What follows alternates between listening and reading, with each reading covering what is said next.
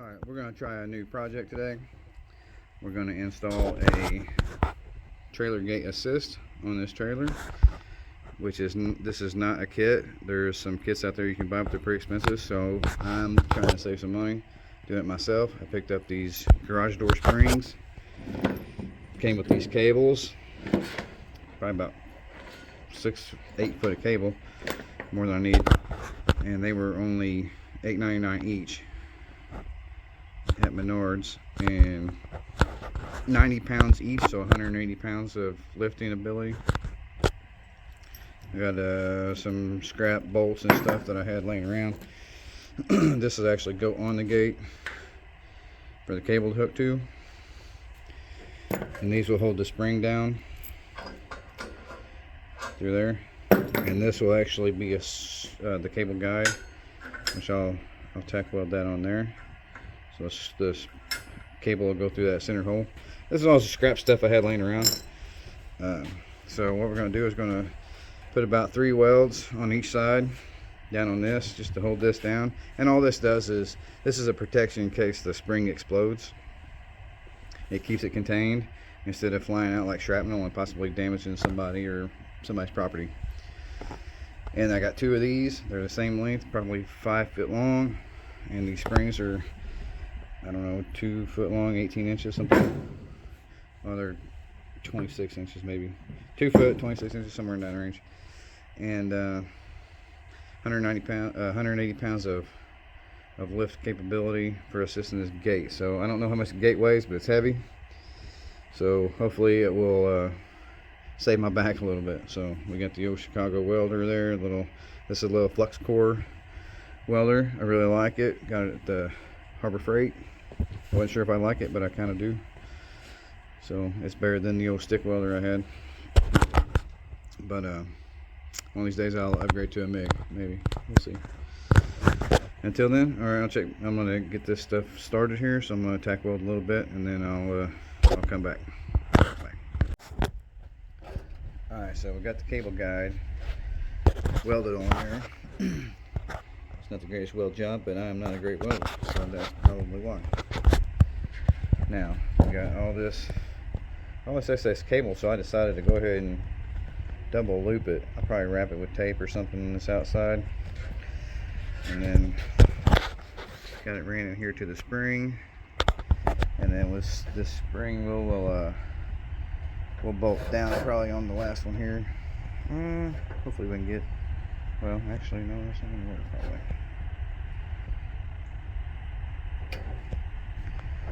We'll have to figure out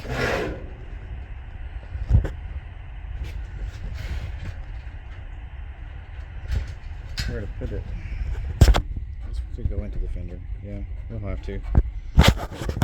Sorry about the finger. We'll have to go into the fender here probably with the bolt.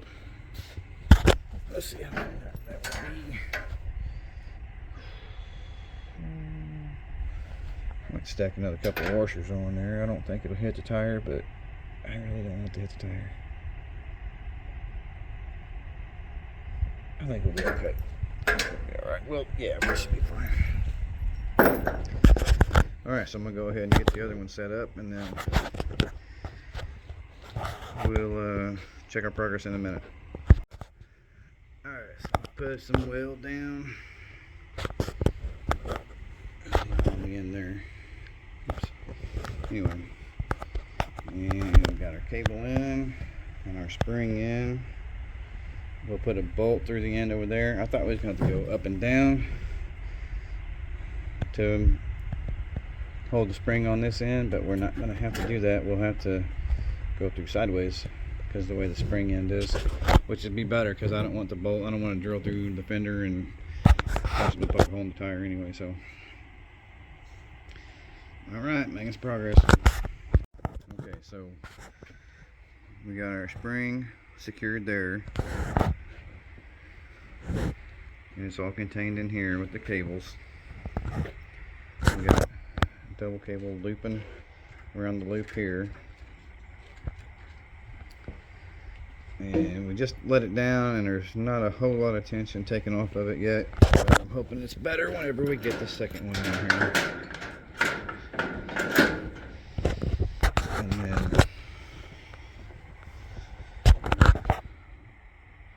be able to grind some of this weld down, clean it up, and then give it some paint. And then probably wrap those cables up so they're not poking in the hand and stuff. So, alright, we'll be back. Alright, so we got both sides on now. You can see the cables put some tension down. The springs stretched out almost to the end. Good thing I went with the 5-foot long tubing because I wouldn't have had enough. Got both sides bolted in, and I'm gonna probably hit a couple of these welds again just to clean them up a little bit. But other than that, they're pretty good. It's all in pretty good shape. So got these ends welded down, and I don't know if I'm gonna paint it red. I don't want to paint it yellow because that's a popular brand of this kind of a thing that I see a lot on people's trailers. If you see the yellow ones, you probably know what I'm referring to. I may paint it. I may just paint it black, honestly, just to keep it clean looking. I don't know. This trailer isn't real clean looking, but the trailer gate assist will look the cleanest, maybe. I don't know. But there's quite a bit of tension relief off of it. I can do it with one hand and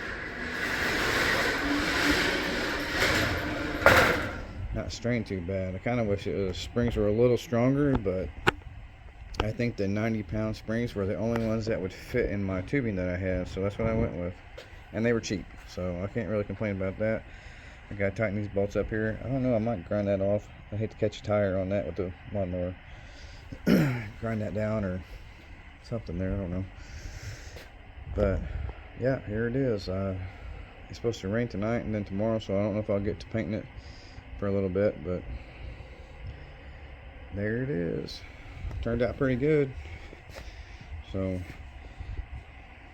I don't know if I'll do a follow-up video on the paint or not. You guys know what paint looks like, so not a big deal. But yeah, look at this, one-handed.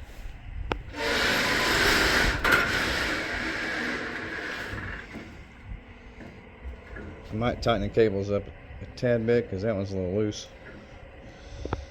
But yeah,